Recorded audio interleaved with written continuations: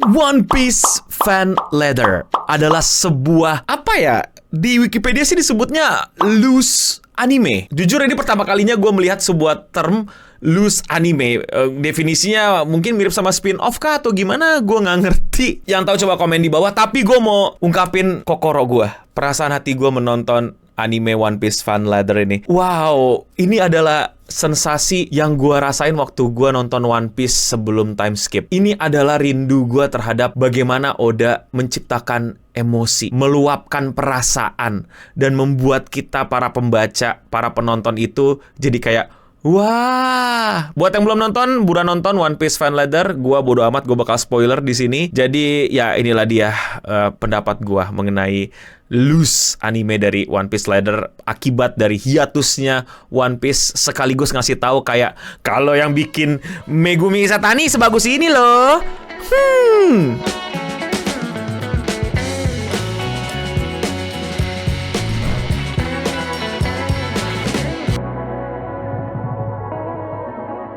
One Piece fan leather adalah loose anime dari One Piece. Jadi gue masih belum ngerti dan belum paham apa itu loose anime. Kalau menurut gue sih adaptasi dari yang bukan original source. Jadi original itu dari One Piece novel ya, Straw Hat Stories. Yang dimana yang nulis bukan Oda, tapi Tomohito. Kasarnya Tomohito itu dikasih kesempatan atau mungkin minta ke Oda, bilang, gue mau bikin semacam spin-off dong atau cerita sampingan dari dunia yang udah lu buat, Bapak Goda. Terus Oda bilang, gas. Dibuatlah sama si Tomohito Osaki novel One Piece Straw Hat Stories. Buat yang belum tahu, Tomohito ini yang juga ngebantuin buat Guns dan buat juga beberapa novel adaptasi dari Naruto. Jadi kualitas dia dalam membuat novel-novel dari dunia yang sudah ada ini menurut gue cukup tidak bisa diragukan. Jujur gue nggak baca novelnya, gue nggak punya. Kalau ada yang punya mungkin bisa pinjem gak gue pengen baca, kayaknya seru banget. Dan akhirnya novel ini diadaptasi jadi satu episode 30 menit anime yang didirect sama director favorit, director yang kalian cintai sebagai fan One Piece, yaitu Megumi Izatani. Buat yang belum tahu, Megumi Izatani ini adalah seorang director anime yang kalau One Piece lagi bagus tuh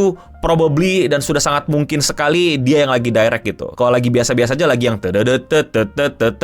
terus pala orang 15 menit, Luffy kletek-kletek gitu, terus Zoro keluarin pedang cetek gitu, terus Chopper ketakutan, Nami pelukan. Nah, itu bukan Megumi Izatani. Dan akhirnya keluar, gue nonton ya, dan gue pas nonton tuh langsung kayak gue nangis, jujur gue nangis. Gue langsung inget gitu masa kecil gue menontonin One Piece, perasaan yang gue tonton pada saat One Piece gitu, excitement, terus keriangan, dan apa ya, kebahagiaan tentang romance down yang menjadi akar dari One Piece itu sendiri, yang menurut gue udah makin jauh dari romance down, jujur aja. Itu bagus pak, indah banget pak. Gambar animasinya juga bagus banget, seiyunya juga lucu-lucu. Dan lu tau gak fun fact, ini tuh menceritakan hal yang sederhana banget, yang menurut gue pun juga ada pesan filosofinya yang pengen gue bahas. Semoga gue masih inget pas gue lagi syuting ini ya. Tapi ya kayaknya gue ingetin, gue catat deh biar gue gak lupa nih ya.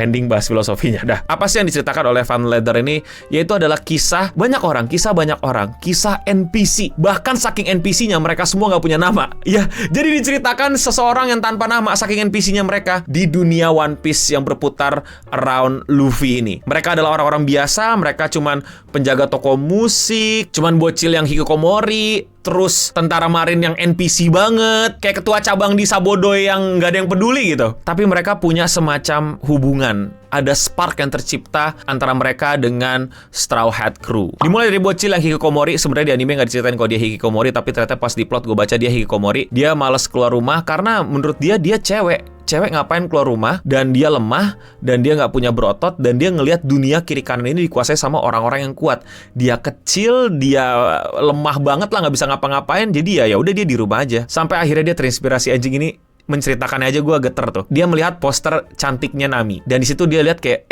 ada cewek yang secara postur juga nggak gede badak gitu kayak Big Mom, tapi dia menjadi bagian dari salah satu bajak laut yang paling dicari-cari sama dunia. Itu kayak nge-inspire dia untuk bilang kayak, untuk menjelajahi dunia, untuk punya petualangan, itu nggak perlu badan besar, nggak perlu power, dan bahkan nggak perlu jadi cowok. Lu bisa walaupun lu cewek.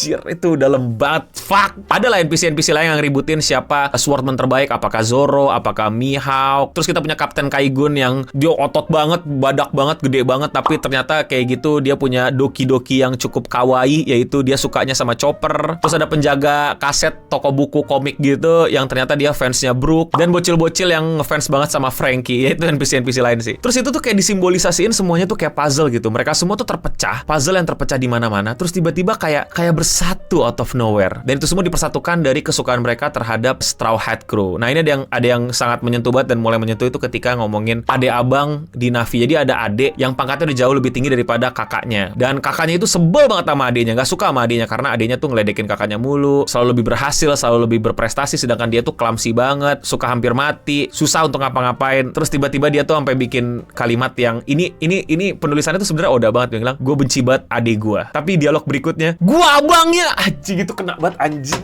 Fuck. Terus lu lihat bagaimana NPC ini, aduh, di Marineford ditembak-tembakin, gimana mereka tuh bagian dari dunia yang gak pernah kita pedulin. Nah, ini masuk ke filosofi yang ntar dikit-dikit tuh, yang mereka mati ketiban batu, ketiban tembakan, ketiban laser gitu. Tapi mereka juga punya cerita, mereka juga punya dunia gitu, mereka juga punya existence. Tapi ya karena mereka bukan karakter utama ya diabaikan aja gitu. Dan ini kesempatan mereka untuk bersinar gitu di Lose anime ini. Terus dibikin plot lah kalau sebenarnya tuh si Marin tuh Kaigun itu udah punya senjata buat nangkap Luffy gitu, kayak lempar racun atau gimana gitu, yang somehow itu semua digagalkan sama fansnya Nami ini, yang dimana dia itu tuh kayak ada sosok juga nih anak orang kaya yang ini penulisan Oda banget gitu. Ada anak orang kaya sombong yang nganggap dia cuman bayangan, dia cuman sampah di jalan gitu. Terus tiba-tiba dia berjuang untuk nyelamatin Luffy sesimpel pakai kecerdasan dia gitu, belajarin Nami gitu. Lu nggak perlu kuat, lu cuman butuh cerdas with your wits gitu, bukan your guts. Terus tiba-tiba dia jadi puzzle yang tadinya mau jatuh, itu simbolisasinya bagus banget. Terus tiba-tiba dibantu sama orang lain, yaitu para fansnya Brook dan Frankie, nabrak. Terus tiba-tiba juga Kaigun yang tadi abang ade itu yang sebenarnya adalah orang yang ngefans sama Luffy karena dia tadinya benci banget sama ade dia, tapi dia nggak peduli gara-gara dia ngeliat Luffy nyelamatin abangnya. Seberapa dia ngeliat abangnya melawan dunia gitu, dunia dihancurin demi abangnya. Makanya langsung si kakak beradik yang tadinya sebel ini sama-sama Na'vi ini langsung kayak luluh gitu. Ini gila, ini penulisannya romance down banget anjir. Yang kayak gini udah nggak ada. Harusnya One Piece kayak gini anjir, tapi udah kelamaan, tapi udah capek ya, formulanya habis kali, energinya habis. Ini energi itu indah banget ya, tuh tonton deh please dah tonton deh. Sumpah itu gue nangis, gue ngebayangin anime itu lagi aja nangis men, kayak gila bagus banget ini One Piece, ini energi One Piece romance down pertama cuy. One Piece banyakin kayak gini deh. Ya udah lu jalan aja tapi banyakin kayak gini, side story NPC deh, lebih ngena men, lebih dan didirect dengan sangat bagus sama Megumi Isatani. Terima kasih Megumi Isatani telah hidup untuk kita semua. Dan ada sedikit filosofi yang seru men. Ya tadi, bahwa mereka itu ya NPC, nggak ada yang peduli sama hidup mereka. Mereka di film-film di One Piece, di Marineford mati ya udah gitu, lu nggak ada yang peduli mereka mati kan. Siapa mereka, cuman karakter yang muncul 0,3 detik gitu. Itu karena anime, tapi bayangin kalau di dunia nyata gitu. Ya dia bukan siapa-siapa, no one, kalau meninggal ya udah, ya kan. Eksistensi mereka ya cuman buat keluarga mereka sama orang-orang terdekat gitu. Dunia ya nggak peduli. Ya itu kejamnya dunia, cuman cerita ini memberikan sebuah harapan gitu, kalau ya sebenarnya masalahnya bukan lu bukan siapa-siapa, tapi bagaimana nobody knows your story gitu. Dan di sini dicoba dilihat NPC ini punya story loh. Yang seperti tadi gue udah bilang men, mereka nggak punya nama. Mereka, lu kalau lihat cast-nya itu nih, gue baca nih, ini cast mereka nih ya. Itu Girl, Marin Older Brother, Marin Younger Brother, King of the Waste, Bookstore Part-Time, Child 1, Child 2, Man at the Bar, Rich Kid Marin. Gak punya nama mereka, tapi mereka bisa buat ceritanya gitu ketika dikasih ruang, ketika dikasih wadah gitu. Ini kalau lu belajar esensialisme ini kena banget sih, kayak gitu loh, bahwa sejarah kan kalau dalam konteks besar diciptakan sama nama-nama khusus gitu, si A, si B, si C, Albert Einstein, Isaac Newton dan lain-lain gitu. Tapi orang yang mungkin pernah mijitin Isaac Newton gimana ya kabarnya, ngerti gak sih lo? Kayak ini semacam bentuk refleksi gitu ke diri kita, bahwa kita ini cuma pasir-pasir kecil di lautan gitu, jumlahnya banyak dan satu dan lainnya itu sebenarnya kalau pasir kan sama, kita unik gitu. Itu yang bedain kita gitu, ada uniqueness-nya gitu. Kita pernah gak sih refleksiin kayak gitu, bahwa anjir bedanya gua sama dia apa ya? Terus apa kabar ya orang yang selama ini megangin tas Donald Trump gitu, atau kayak yang nyuciin bajunya Hillary Clinton tuh siapa sih gitu, orangnya kayak gimana sih? Simple man in the simple world yang cuman staying alive dan berusaha untuk ngidupin keluarganya dengan cara yang baik-baik tanpa merugikan orang gitu. Ada kan di dunia ini ya, memberikan waktu kita untuk berpikir gitu. Iya ya, kita juga kalau di perspektif orang lain juga kayak siapa ya gitu, siapa sih YouTuber Indonesia yang suka ngomongin anime dan ngomongin sosial media gitu. Mungkin ada YouTuber Finlandia atau YouTuber Amerika gitu kan, kayaknya nggak ada yang ngomong kayak gitu, nggak ada yang peduli kan. Ya mungkin ini kesempatan buat kita saling merefleksikan gitu, bahwa ya banyak loh manusia di dunia ini yang nggak kita pikirin. Apa perlu dipikirin? Ya nggak juga, cuman jadi kayak sadar nggak sih bahwa ya the little pale blue dot Kalau ditarik ke atas kita akan jauh lebih kecil lagi. Bumi aja udah cuman titik biru kecil segini. Kita mesti di zoom lagi. Jadi kesimpulannya tonton. Buat yang belum nonton, tonton. Kalau nggak nonton, gue paksa. Serius, gue paksa tonton. Lu fans One Piece baru tuh tonton. Lu kalau mau ngerasain vibe-nya gimana sih One Piece awal-awal keluar, kayak gitu ya. Lu pada kan biasanya skip tuh ke time skip ya. Atau tahu-tahu di Wano lah.